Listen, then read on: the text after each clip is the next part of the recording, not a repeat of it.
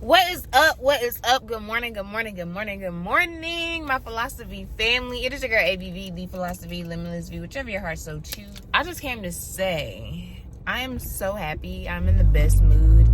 Today I am 16 weeks, 5 days. I'll be 17 weeks on Sunday.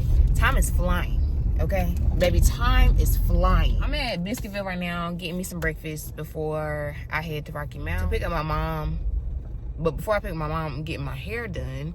I got this wig on now, but this is just a throw on. And I'm honestly going to leave this wig with my stylist just for next time when I want to install the next one. I'm getting my curly wig from OQ Hair installed today. I plan to get that done this morning. My appointment's at 10 o'clock. It's currently 5 minutes to 8. I'll get in Rocky Mount about like 9:15, 9:30ish. So right on the clock. I dropped some stuff off to my mom. I'm giving her a suitcase so she can pack her stuff because she's coming with me. We're actually traveling to DC. My homegirl was supposed to have a Galentine's event this weekend, and I had like booked a room. I had booked me a weekend because it was just gonna be a weekend. It was gonna be a thing. But baby, things happened, life happened. She ended up canceling the event. But I was like, I already took off work. I already booked my room. A lot of things these days are not refundable. So it's like, you might as well go. So that's what I'm doing. And then my mom had already asked, could she ride with me? So I was like, sure. So we're gonna make it a weekend. Good morning. Good, how are you? Good. You have a name for the order? It's VIE. Do a turkey sausage, egg and cheese on a biscuit combo with a hash brown. And for the drink, can I get a strawberry lemonade? First one, D. Have a good day. Thank you so much. You as well. I got a new phone so I can vlog this weekend because I ran out of space and my phone broke. So I basically filed a claim, sent my broken phone back. They sent me a new one. I bought a new one. I got the 16, I think, plus. So it's the big one. It's not the Pro, but it's just like the Max, I think. All iPhones be the same to me, but the video quality looks pretty good. I have some really fun stuff planned for me and my mom. I'm like super excited. Like, this is my weekend to kind of decompress, spend time with my mom. This is like her pre-birthday trip. Originally we were supposed to go to Tennessee, but plans changed, and I'm the queen of adapting. Plans changed, so I ended up having to cancel all our flights, cancel the room, cancel all our activities. So the fact that she has to have surgery kind of changed everything, but we're gonna make the best of this weekend. So we were just like, we're gonna postpone everything, change everything up, switch it out, and it's cool. Like, I'm okay with, changing things, changing plans. Like, it's perfectly fine. So we're gonna go to DC this weekend. I got some museum tours planned for us. This just looks so good. Birthday off. Oh, wow, it's still playing. All right, y'all. So we finally made it. Yes, I got my hair done. Me too. We're on the way. We got 4 hours. Yep. 4.5. No, less than 4, because we're like 3 hours and something. Okay. Her birthday trip, 2020. 125. You be how old? 60. Archery. Come on, y'all. We found this coffee shop. We were gonna get breakfast at the hotel, but it's backwards. But it's called For 5 Coffee Roasters. I got a decaf iced latte, caramel, and then my mom just got a chocolate. It's my time to eat. Yeah, it's time to go. My mama got bacon and eggs. I think it was some, and I got just the hash brown and a month ended. I think we warmed up already, but maybe they'll bring it all out the same time. But we're in DC. It's our 60th birthday. Yes. Happy birthday to me. So yeah, we'll check in with y'all when we get to the little tour. I don't know if it's just gonna be us at the tour. I'm excited just to hear We're going to the tour. We're gonna go to the African American Museum, and then like all of the like touristy like sites that are in DC. I've never done it before. I've been to DC so many times, so it's gonna be fun. And then I'm gonna take her when we come back from that. We're gonna go have lunch at MGM and then National Harbor. We had dinner with my cousins last night. They were like, y'all need to go do something. So we're going to take her to the casino and do all that fun stuff. She's so excited. That's where the excitement's coming from, obviously. But yeah, I'll check in with y'all once we get there. Peace. The officer candidate school for white men was 16 weeks. For these black men, they made it 8 weeks. And I give the Navy some credit. They picked very carefully. They picked high school graduates and men who had gone to college. So at the end of the 8 weeks, they were given a test. All 16 passed the test. So then the Navy felt they cheated. So they said, give them another test. They gave them the second test. They scored higher on the second test than what they did the first test. So the Navy was a little perplexed. Like, okay, what do we do now? So what they did, they made 13 of them officers and the other 3 they put in the enlisted corps. Now the question was, or is, why didn't they put make the other 3 officers? In the history of giving that test, first of all, the black man scored the highest score ever on that test. Wow. The second thing was, no class had ever had all 16 pass. Wow. So surely they were not going to let some black men be the first. And Washington, D.C. is the design city. The way the streets run here in Washington, the streets to run north to south run numerically. The streets to run east to west run alphabetically. The streets are named after plants, flowers, trees, numbers, letters, and states. There's an avenue named after every state in the Union except for Ohio and California.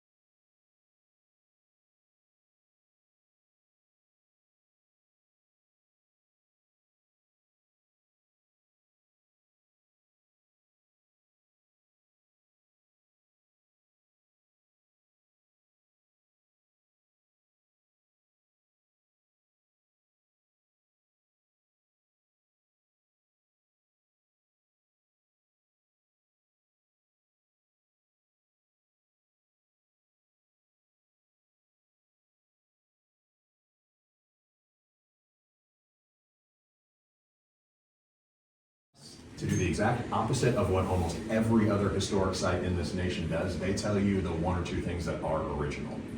In our case, we can tell you the 1 or 2 things that are not original throughout the house. Because again, this is almost all the real stuff.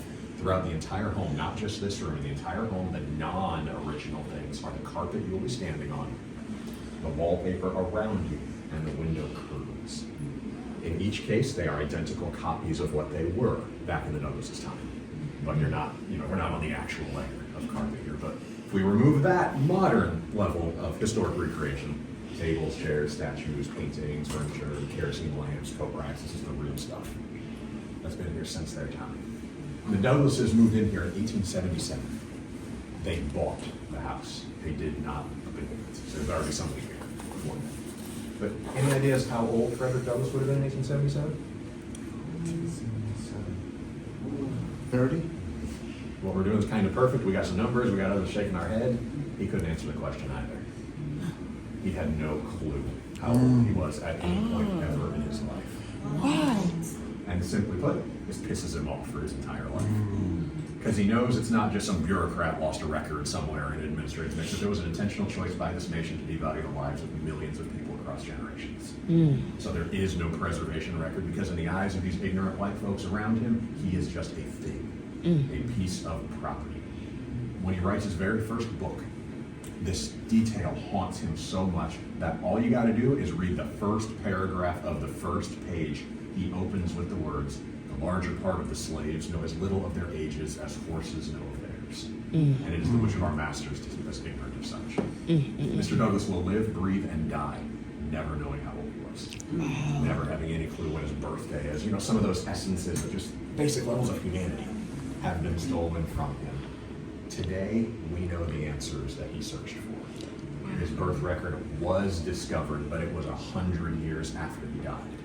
It was, and I would venture to say, all of our lifetimes when this discovery finally happened. That tells us he's 59 when he moves into this house.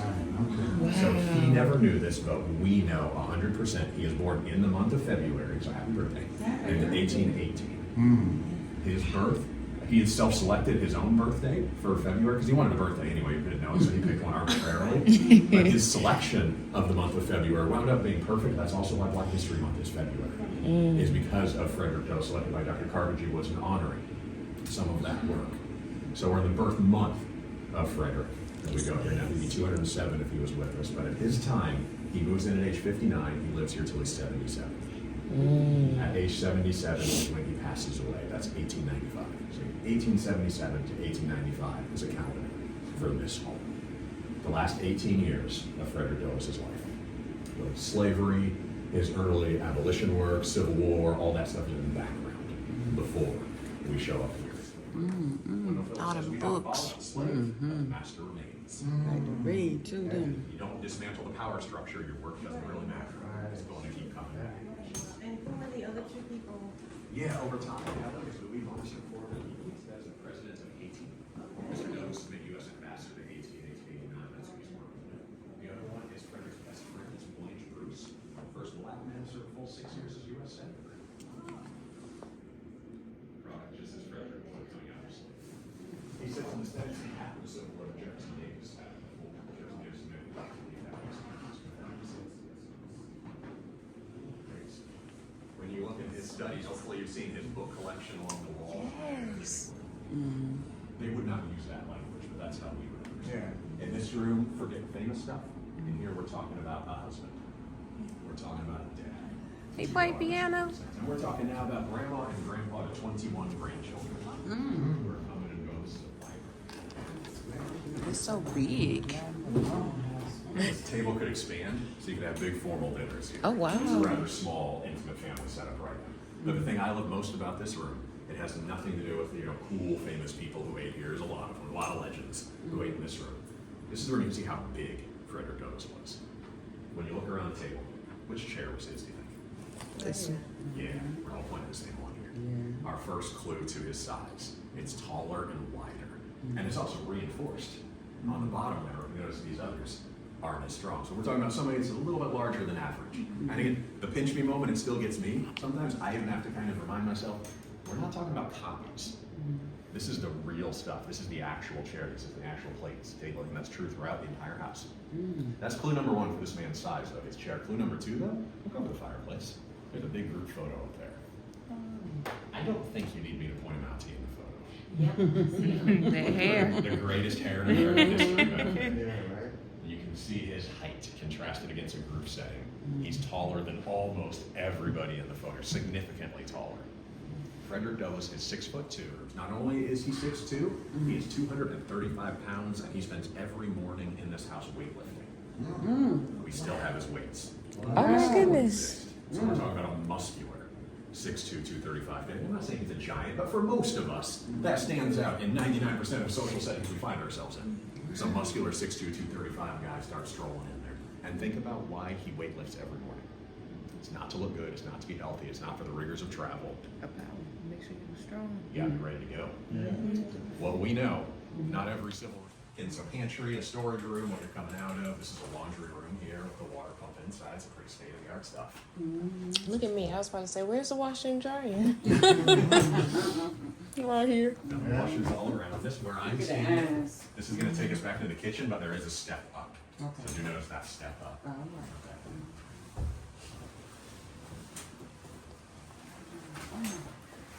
Wow. They had different types of irons.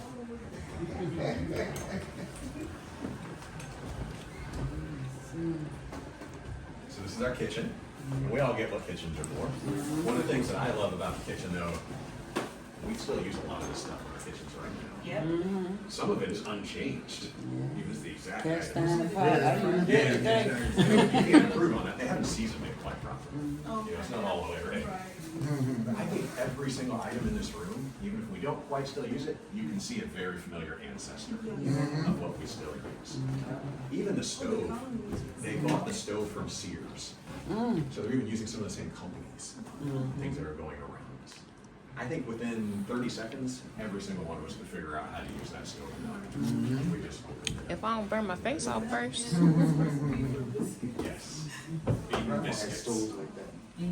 What makes her beaten biscuits unique? They're Frederick's favorite food. In time, when Anna prepares the dough, this is totally unique in her tradition. She beats the dough with a mallet for 30 minutes before she's going to bake it, which makes it an incredibly thick and dense biscuit. For most of us, that's probably not our ideal preference of what the top biscuit that I'm going to get. For Frederick, it's his absolute favorite food. And think about why, though. Every bite of food to him is precious. When he is 6 years old, he's ripped apart from his last known family member. And he is sent to a forced labor camp where he is fed out of a pig trough.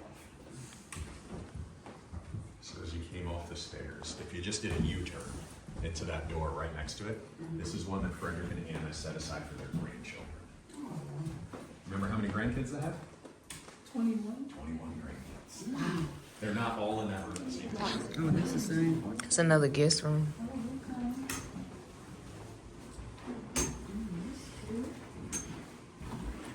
I like this window. Yeah, that's an amazing view out there. And think about how much better it would be without those two big green trees. Right. Yeah. Those both were planted in 1906. So they're super old, but they don't quite go back. So you remove those, you can see the whole thing. This is crazy. 17 weeks. Crazy. Just imagine what it's gonna look like at 6-7 months. I'm winded. That's because your girl's gonna be 18 weeks pregnant tomorrow, and we're out of breath. Let's just gonna put that in there. We are out of breath. Give y'all an update. I have just been recording videos and stockpiling them, but I really need to put together a compilation, a vlog of just all the things that's been. My last prenatal appointment was this past Thursday, and I thought I was gonna have the anatomy scan. We didn't have the anatomy scan. It was literally me checking the baby's heartbeat, and I literally have I've been all over the place.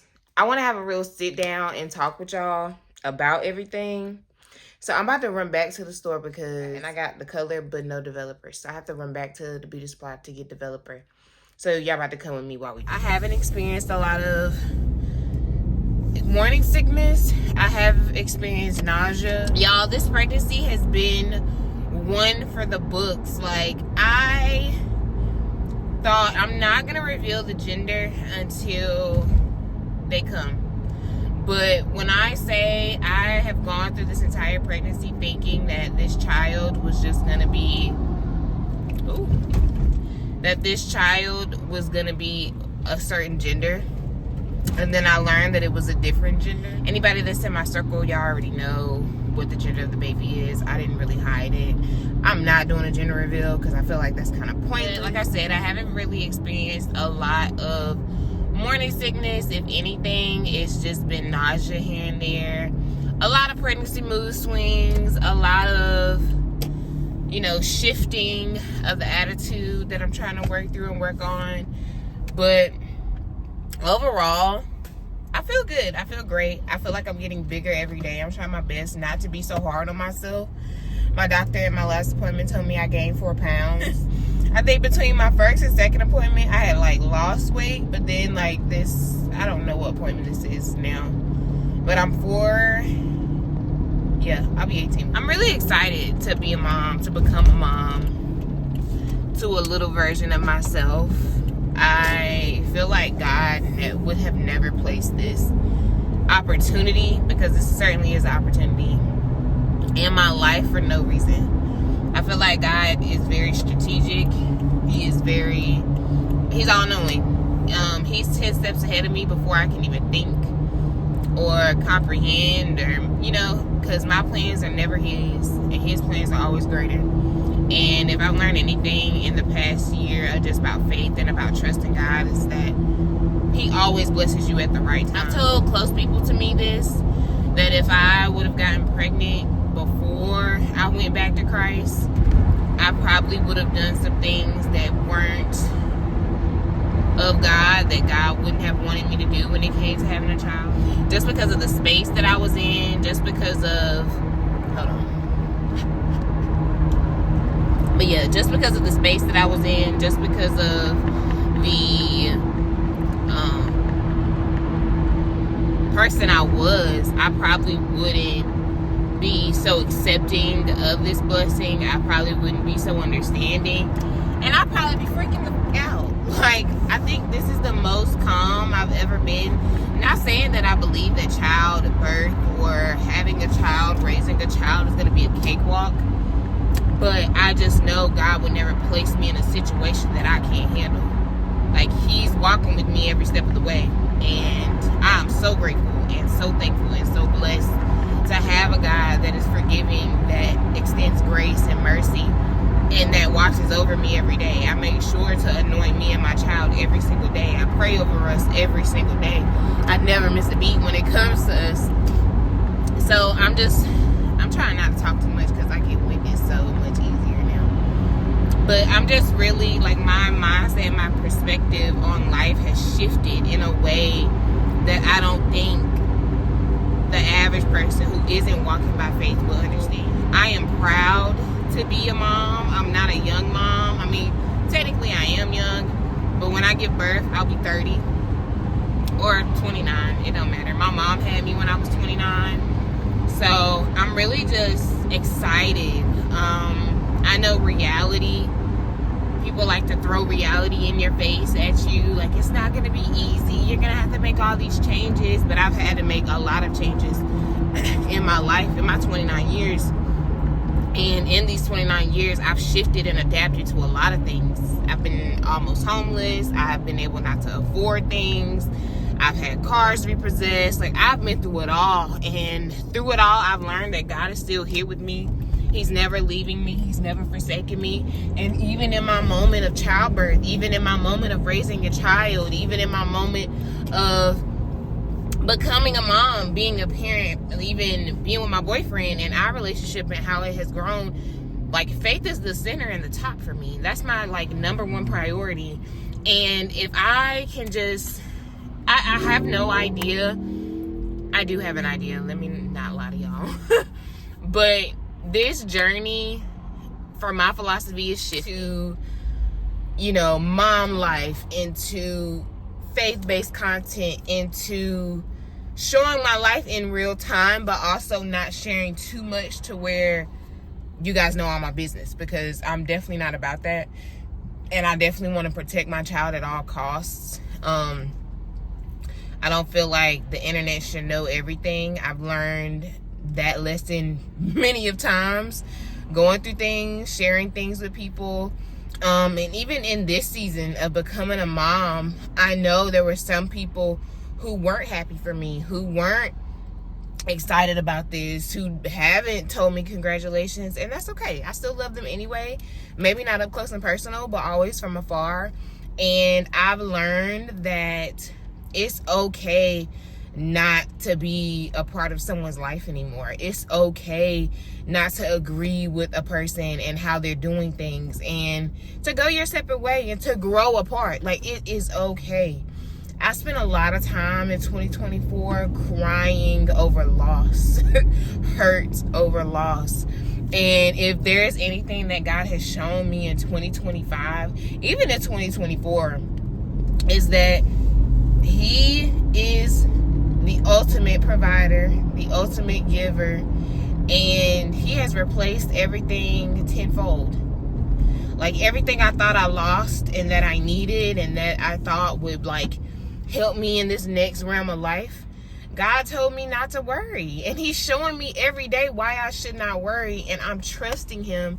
And the fact that I'm trusting him blindly, it's giving me this sense of peace, this sense of security that I don't think I would have ever had if I would have never gave my life back to Christ.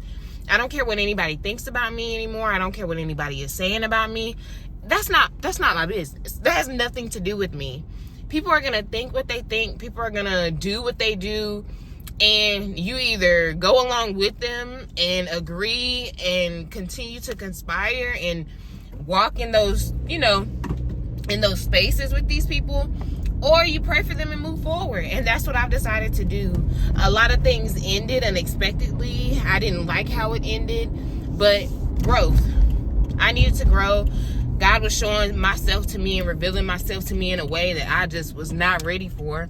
But even though I wasn't ready for it, God still allowed me to do what was needed to be. That God has set me down in ways that I needed to be set down. He's shown me parts of myself that needed to be shown. And I trust God with my life, my child's life, with guidance more than ever.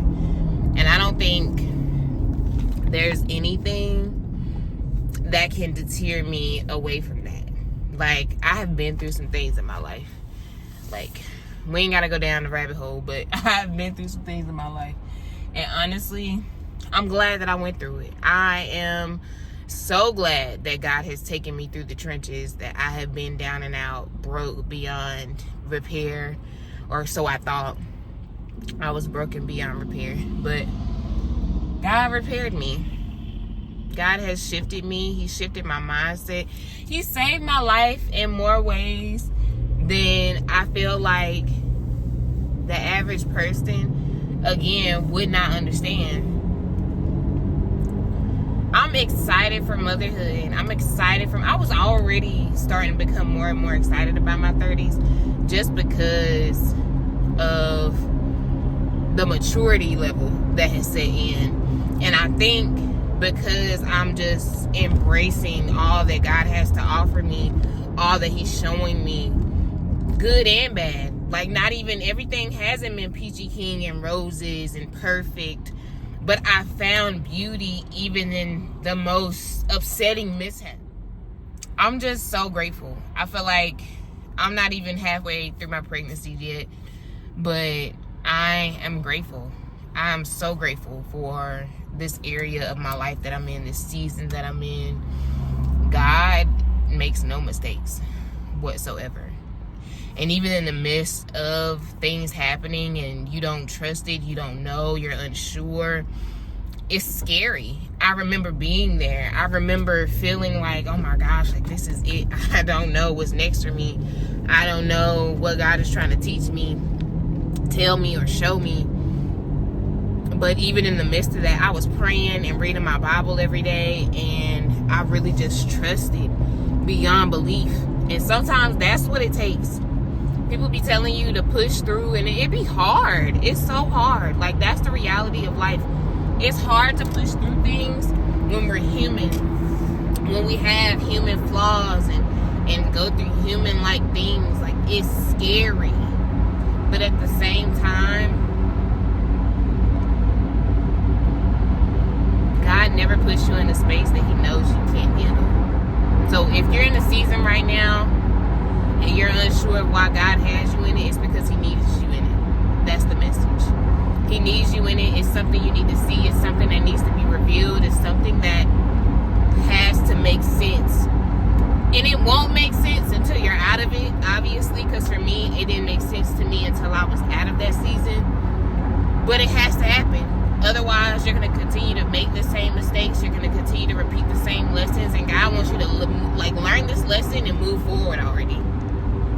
And so I am hoping and praying that my philosophy this time around, because I'm an adult, I'm not a child, I'm not doing childlike things anymore. I have a life that I'm currently responsible for.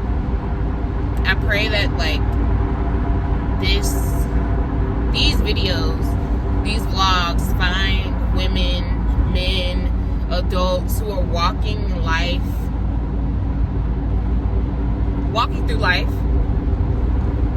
faith-based, with a faith-based mindset, trusting God, even when we don't understand, even when it's scary, even when the mishaps are happening. I want those community of people. I'm still going to be uplifting. I'm still going to be, sharing my experience of life. I probably share more of my life as a mom. I'm so excited for what's to come of this, for what God is going to bless me to be able to do in this new season. So, that is my intro. I look crazy.